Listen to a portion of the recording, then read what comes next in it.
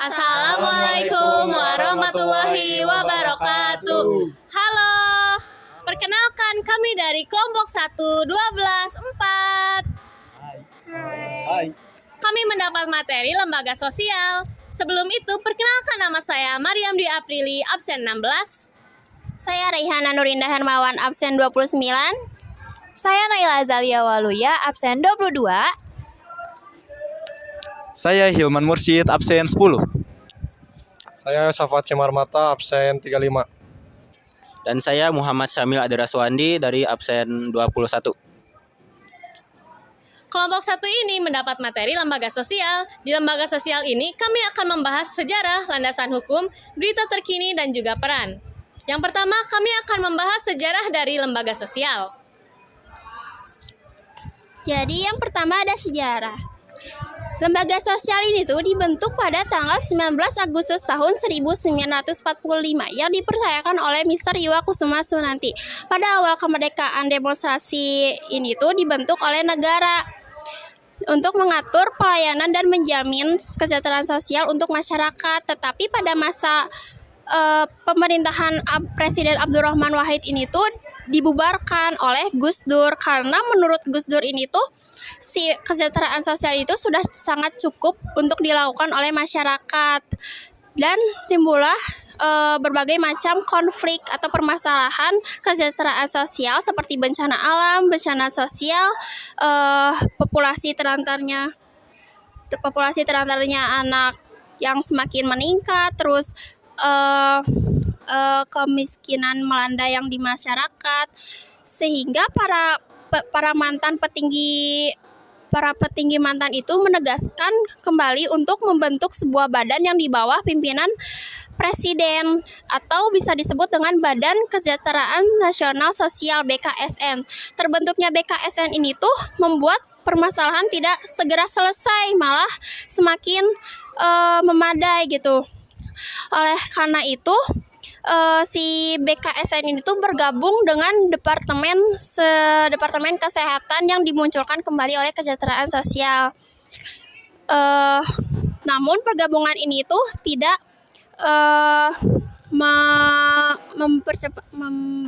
menyelesaikan masalah tersebut karena ada sesuatu yang terjadi di pergabungan tersebut. Maka muncullah pada masa kabinet gotong royong Kementerian Sosial ditugaskan kembali untuk menyelenggarakan tugas-tugas di berbagai bidang kesejahteraan sosial. Sudah seharusnya sebuah lembaga negara di dalam negara mempunyai landasan hukum secara yang valid. Karena dengan adanya hukum atau landasan hukum yang mendukung lembaga negara tersebut untuk menjalankan tugas pokok dan fungsinya. Maka landasan hukum untuk kelembagaan negaraan sosial yaitu pasal 34 Undang-Undang Dasar Negara Republik Indonesia tahun 1945. Yang mana bisa kita lihat bahwa dalam pasal 34 dari ayat 1 sampai dengan ayat 4 membicarakan tentang fungsi dari kelembagaan sosial. Yang kita bisa lihat pasal 34 ayat 1 berbicara tentang fakir miskin dan anak-anak terantar dipelihara oleh negara. Dan pasal 34 ayat 2 berbicara negara mengembangkan fasilitas kesejahteraan sosial bagi seluruh rakyat dan memberdayakan masyarakat lemah dan miskin sesuai dengan martabat kemanusiaan. Dan pasal 34 ayat 3 berbicara tentang negara bertanggung jawab atas fasilitas pelayanan kesehatan dan fasilitas pelayanan umum yang layak untuk rakyat. Dan yang pasal 34 ayat 4 yaitu ketentuan pasal ini akan dibicarakan lebih lanjut di dalam undang-undang. Selanjutnya adalah berita terkini dari lembaga sosial. Yang pertama adalah PMI mengirimkan bantuan kepada korban bencana banjir di Sumatera Barat. Di tempatnya yaitu di Kota Padang Panjang, Kabupaten Agam, dan juga Kabupaten Tanah Datar. Bantuannya berupa 100 selimut, 100 hygiene kit, 200 sarung tangan karet, 200 sarung, dan juga 50 terpal. Namun, PMI juga mengirimkan 2 unit tangki air bersih dan juga beberapa layanan kesehatan lainnya. Ya, untuk berita yang selanjutnya ada atasi kekeringan di Cilacap, Kemensos memberikan bantuan air bersih.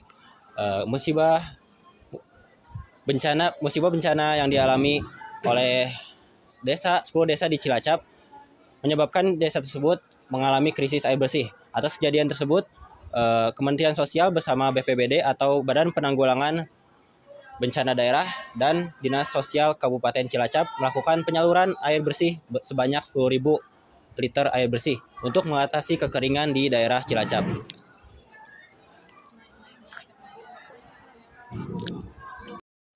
Selanjutnya ada peran lembaga sosial.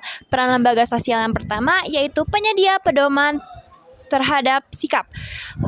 Lembaga sosial ini akan memberikan pedoman kepada masyarakat agar menentukan sikap terbaik mereka untuk menghadapi berbagai masalah. Untuk yang kedua, ada menjaga kesatuan dalam masyarakat. Lembaga sosial akan menjadi penyatu bagi masyarakat individu untuk menjadi satu kesatuan serta memiliki visi misi yang sama. Yang keempat, mengarahkan masyarakat agar membangun sistem pengendalian sosial. Yang kelima, sebagai penegak aturan serta norma, lembaga sosial dapat menjadi pengawas sekaligus penggerak untuk meluruskan berbagai kesalahan dari anggota maupun masyarakat luas. Itu dia yang dapat kami sampaikan tentang lembaga sosial, mulai dari sejarah, landasan hukum, berita terkini, dan juga peran. Kesimpulan yang kita dapatkan adalah lembaga sosial didirikan untuk memenuhi kebutuhan masyarakat. Dalam lembaga ini, individu dapat berinteraksi dengan masyarakat sesuai dengan ketentuan yang sudah ditetapkan. Terima kasih, kami dari kelompok 1 Lembaga Sosial. Mohon maaf apabila ada kesalahan. Wassalamualaikum warahmatullahi wabarakatuh.